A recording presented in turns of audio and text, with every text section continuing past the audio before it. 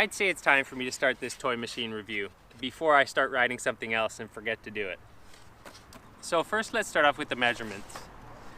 It is 31 3/4 small. It's just under 31 3/4. It was labeled as 31 3/4. Let's check the width.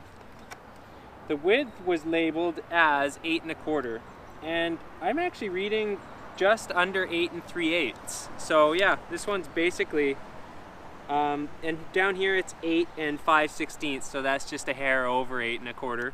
So it's got a tiny taper to it. Now let's look at the wheelbase. The wheelbase is 14 1/4, and so that one was accurate. And let's check these real quick. It is 7 inches to the nose. It is 6 3/4, so 7 and 6 3/4, that's pretty typical. Now let's get into the shape of this deck. So it was quite a flat deck, like not a lot of concave right here.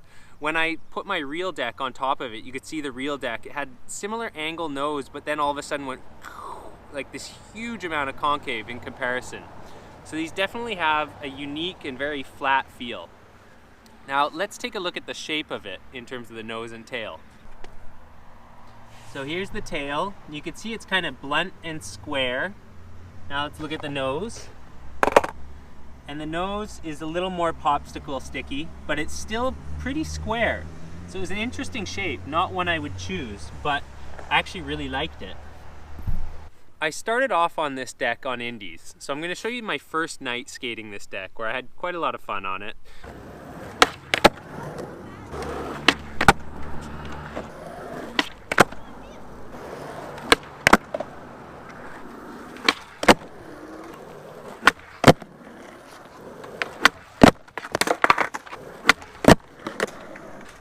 I'm going to struggle with those on Indies on this board.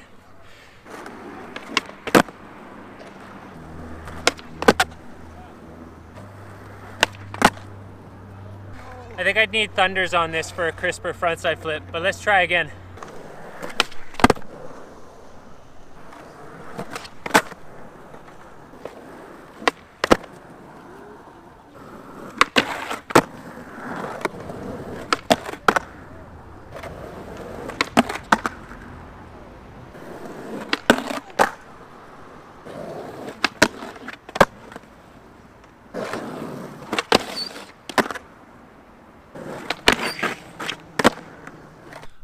I really loved it for ledges. For some reason, the Indies and the 14 1/4 wheelbase had this way of making the front and back of the board feel really light when you tried to do tricks, even though I was riding 149s. So it felt very light because the deck has sort of a flat feel.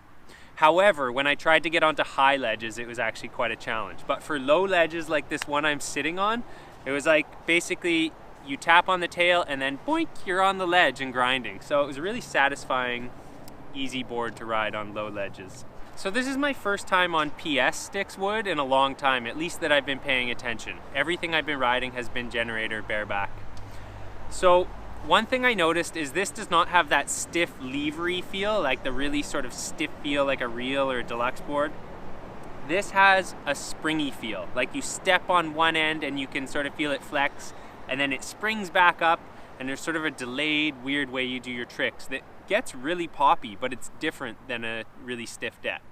After about 4 days though, it flattened out, and basically during the whole time I rode this, I could kind of feel it going like oot, oot, oot, oot, flattening out all the time. So after 4 days, I put my thunders on this. It's still a really, really fun ledge deck, but once I got the thunders on it, I got my flip trick game back a little. Still having a little bit of a hard time with frontside flips and scoopy tricks until I go to some spots where there is smooth ground or bumps. So here's a session of me skating Plaza.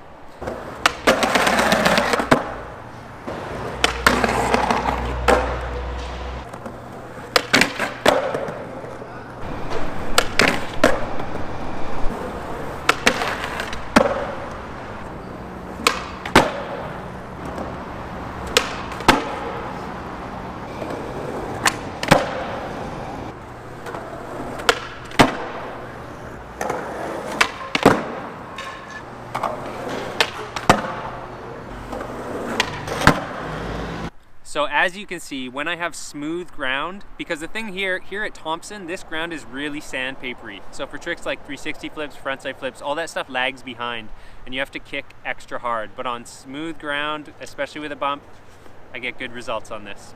So interestingly enough, let's also get into shoe choice for this deck. So I found the Vans actually worked really well in this combination because it's got this sort of slow, delayed pop. So when I was riding it with my really worn out old Nikes, I was having a lot of trouble with my kick flips because they're worn out and there just wasn't enough meat. I'm sure if those blazers were new, it would work really nicely. But these are the ones I've spent the most time on this deck on. And I found the Vans, because they're so thick and so much meat here, they really grab when you're doing a flip trick and really help suck it up, especially on this kind of flat deck. And I even relearned a flat bar trick on this. It may not be glorious, but I'm finally landing them. I've been terrified of that trick for a long time. So now I would say I've been skating this deck for about 4 weeks roughly. 4 old man weeks. You know, I'm getting out skating about 3 or 4 times a week. I guess that's dedicated old man weeks. And I'm skating for maybe an hour to an hour and a half each time. So this deck is finally, just in the last couple days, it went from like flattening out to actually feeling a little bit soggy. But because I'm so used to it now, I'm really enjoying it still.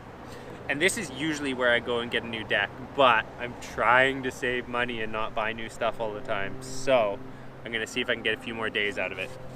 You can see I'm starting to get pretty razor-tailed, at least for me. I got 1, 2, 3, 4 plies showing. That's quite a bit for me. That's over half the deck. So I have also really been enjoying this setup on transition. A lot of fun. So this is the part of the video where I do some of my basic transition tricks that I show you guys every single time. But actually it's a little bit more exciting than that because I'm at an upgraded skate park here in Vancouver and there's a new painted red curb.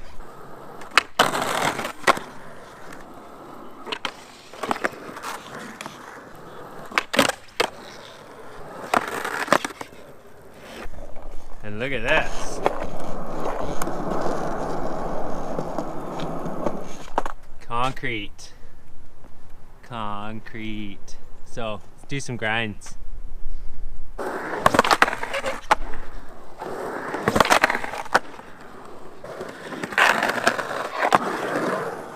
This thing is so much fun. It's kind of my perfect quarter pipe. It's like not very high at all. It's not pool coping, it's actually concrete that's been molded into the shape of pool coping. So there's only one joint in the middle of it to get all chunked out. So let's take a closer look at this. This thing's awesome. So you can see it's just solid concrete that somebody's molded by hand into this shape. Super awesome. Get the one joint that's gonna get chunky and then it goes around. So this is ideal. They should make these all the time. Yes.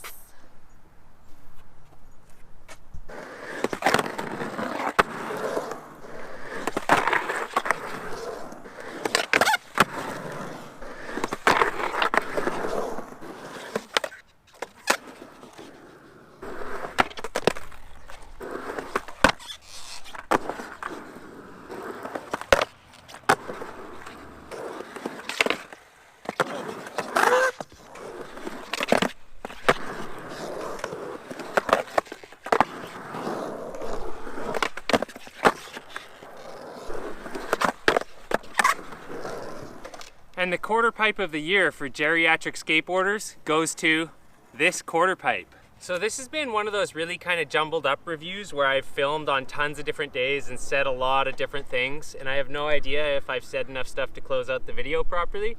So what I would say is I'm pleasantly surprised with how much I like the PS sticks, even though it has gotten soggy over time. And let's not forget this is also a toy machine board, not just a PS review. But yes, it did get a little bit soggy. I'm still really enjoying it. This is a little bit longer than I will usually skate a deck. I am definitely enjoying the kind of full shape that it has. You know, it's got that square tail and really blunt nose. It's not my preference. I like more of a standard popsicle stick shape. So if I had to choose between full, pointed, or popsicle, I would choose popsicle pretty much every time. And one thing to remember is that this is not the only board that Toy Machine sells. They have lots of other wheelbases. This was 14 1/4. They had lots of 14.5-inch wheelbases. They had plenty of boards that were popsicle stick shaped, plenty of boards that were pointy. So there was a lot of option. And I was pleasantly surprised with how much I enjoyed this flat board. Worked great with Thunders. Don't recommend this general shape with Indies, but it worked great with Thunders. Anyways, thanks for watching. It's been yet another review by me, the guy on the red curb today. Anyways, thanks for watching. Hopefully I said enough stuff this time.